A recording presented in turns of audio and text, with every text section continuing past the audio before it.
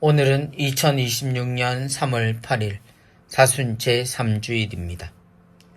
성부와 성자와 성령의 이름으로 아멘. 요한이 전한 거룩한 복음입니다. 그때 예수님께서는 야곱이 자기 아들 요셉에게 준 땅에서 가까운 시카르라는 사마리아의 한 고을에 이르셨다. 그곳에는 야곱의 우물이 있었다. 길을 건너라 지치신 예수님께서는 그 우물가에 앉으셨다. 때는 정오 무렵이었다. 마침 사마리아 여자 하나가 물을 기르러 왔다. 그러자 예수님께서 나에게 마실 물을 좀 다오 하고 그 여자에게 말씀하셨다. 제자들은 먹을 것을 사러 고을에 가 있었다. 사마리아 여자가 예수님께 말하였다. 선생님은 어떻게 유다 사람이시면서 사마리아 여자인 저에게 마실 물을 청하십니까? 사실 유다인들은 사마리아인들과 상종하지 않았다. 예수님께서 그 여자에게 대답하셨다. 내가 하느님의 선물을 알고 또 나에게 마실 물을 좀 다오 하고 너에게 말하는 이가 누구인지 알았더라면 오히려 내가 그에게 청하고 그는 너에게 생수를 주었을 것이다. 그러자 그 여자가 예수님께 말하였다.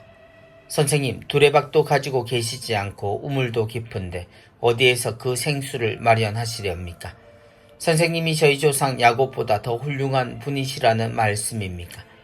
그분께서 저희에게 이 우물을 주셨습니다. 그분은 물론 그분의 자녀들과 가축들도 이 우물물을 마셨습니다.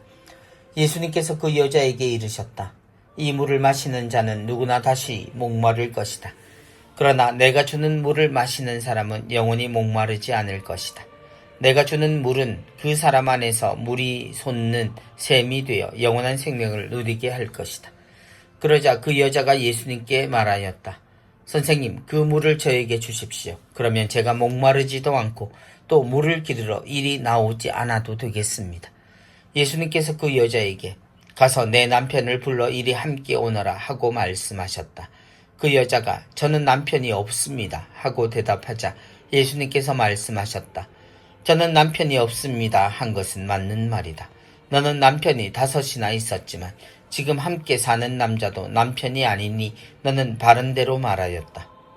여자가 예수님께 말하였다. 선생님, 이제 보니 선생님은 예언자시군요. 저희 조상들은 이 산에서 예배를 드렸습니다. 그런데 선생님네는 예배를 드려야 하는 곳이 예루살렘에 있다고 말합니다. 예수님께서 그 여자에게 말씀하셨다. 여인아, 내 말을 믿어라. 너희가 이 산도 아니고 예루살렘도 아닌 곳에서 아버지께 예배를 드릴 때가 온다. 너희는 알지도 못하는 분께 예배를 드리지만 우리는 우리가 아는 분께 예배를 드린다. 구원은 유다인들에게서 오기 때문이다. 그러나 진실한 예배자들이 영과 진리 안에서 아버지께 예배를 드릴 때가 온다. 지금이 바로 그때다. 사실 아버지께서는 이렇게 예배를 드리는 이들을 찾으신다.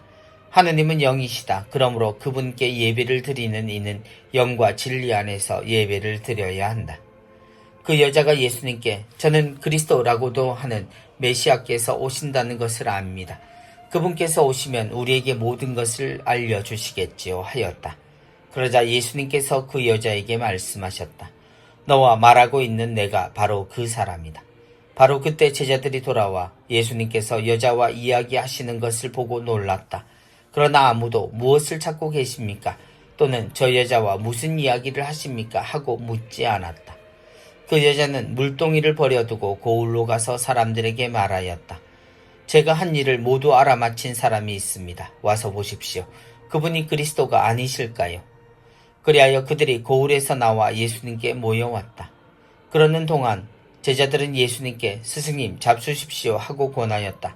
그러나 예수님께서 나에게는 너희가 모르는 먹을 양식이 있다 하시자 제자들은 서로 누가 스승님께 잡수실 것을 갖다 드리기라도 하였다는 말인가 하고 말하였다.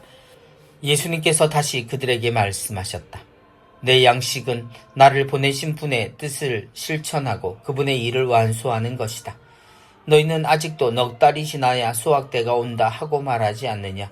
자, 내가 너희에게 말한다. 눈을 들어 저 밭들을 보아라. 곡식이 다 익어 수확 때가 되었다. 이미 수확하는 이가 삭슬 받고 영원한 생명에 들어갈 알곡을 거두어 드리고 있다. 그리하여 씨 뿌리는 이도 수확하는 이와 함께 기뻐하게 되었다. 과연 씨 뿌리는 이가 다르고 수확하는 이가 다르다는 말이 옳다. 나는 너희가 애쓰지 않은 것을 수확하라고 너희를 보냈다. 사실 수고는 다른 이들이 하였는데 너희가 그 수고의 열매를 거두게 되는 것이다. 그 고을에 사는 많은 사마리아인들이 예수님을 믿게 되었다. 그 여자가 저분은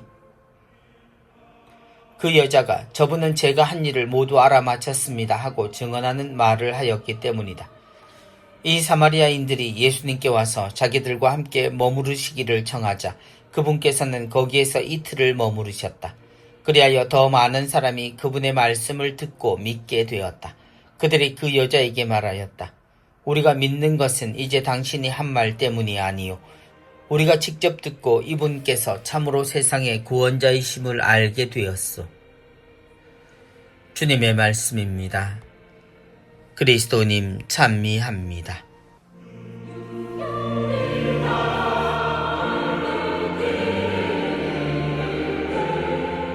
나에게 마실 물을 좀 다오. 사마리아라는 동네에 들린 적이 있습니다. 70년 사라졌던 이스라엘의 역사가 있지만 그때도 지금도 여전히 존재하는 동네입니다. 그 동네에 있는 야곱의 우물에서 예수님과 이방인보다 못한 사마리아, 그리고 그 처지보다 못한 기고한 사연의 주인공인 여인이 만납니다. 그저 한 공간에 있다는 것만으로도 불경한 일인데 만남이 된 것은 주님이 건넨 말 한마디 때문이었습니다. 나에게 마실 물을 좀 다오. 이 만남과 이야기 속에 주님은 다른 이들에게 드러내지 않으셨던 당신의 권한 이야기를 들려주십니다. 그런 비밀을 이야기하시는 주님이 이 여인에게 먼저 건네신 것은 마실 물이었습니다. 사순절을 지내며 이 말이 예사롭게 들리지 않는 것은 이것이 하느님이 지금도 우리에게 원하시는 것일지도 모른다는 생각이 들기 때문입니다. 내가 주는 물을 마시는 사람은 영원히 목마르지 않을 것이다. 물은 생명과 연결됩니다. 꼭 신학적 의미가 아니라도 오래전부터 사람들은 사람의 생명을 몸속에 있는 피와 같은 물과 연결되어 있음을 알았습니다. 우리가 머리에 죄를 얹으며 이야기했던 먼지에도 물이 함께하여 생명의 조건이 갖추어졌음을 알았고, 범죄한 이후 하느님이 사람을 낙원에서 내보내시며 주신 두 가지 징벌로 알려진 말씀에도 땀과 피는 자신의 생명을 내놓는 것으로 참 생명의 가르침을 주신 것으로 볼 수 있습니다. 그런 영원한 생명의 주인이신 하느님께서 세상에서 목말라 하십니다. 그리고 이방인보다 못했던, 그러나 분명 당신의 백성이었던 이 여인에게 물을 청하고 계십니다. 지금이 바로 그때다. 사람을 되찾기 위해 이스라엘을 통해 계약을 맺으신 하느님은 세상에서 가장 위대하고 훌륭한 백성들을 선택하지 않으셨습니다. 그들은 누구보다 욕심이 많고 잘못을 거듭하며 틈만 나면 자신들을 위한 일들을 서슴지 않는 이들이었습니다. 그러나 그 선택이 세상에는 또 다른 질서와 사회를 만들어내었고, 그로 인해 같은 핏줄들이 서로 갈라지고 다투며 갈라선 채 남보다 못한 관계로 살게 되었습니다. 그 대표적인 사람들이 이스라엘과 사마리아의 관계입니다. 사마리아인들에게 어쩔 수 없는 이스라엘 사람이었던 예수님에게 여인이 보인 불쾌감은 당연한 태도였고 위험한 상황이었습니다. 그러나 예수님은 당신이 오신 이 순간에 한계와 기준이 무너짐을 말씀하십니다. 나에게는 너희가 모르는 먹을 양식이 있다.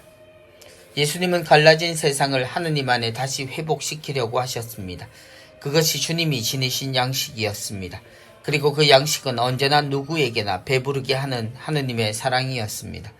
사마리아 여인과 나누신 이야기에서 결국 모두가 영과 진리 안에서 하느님께 예배를 드릴 때를 원하시는 아버지의 뜻이 드러납니다. 내 양식은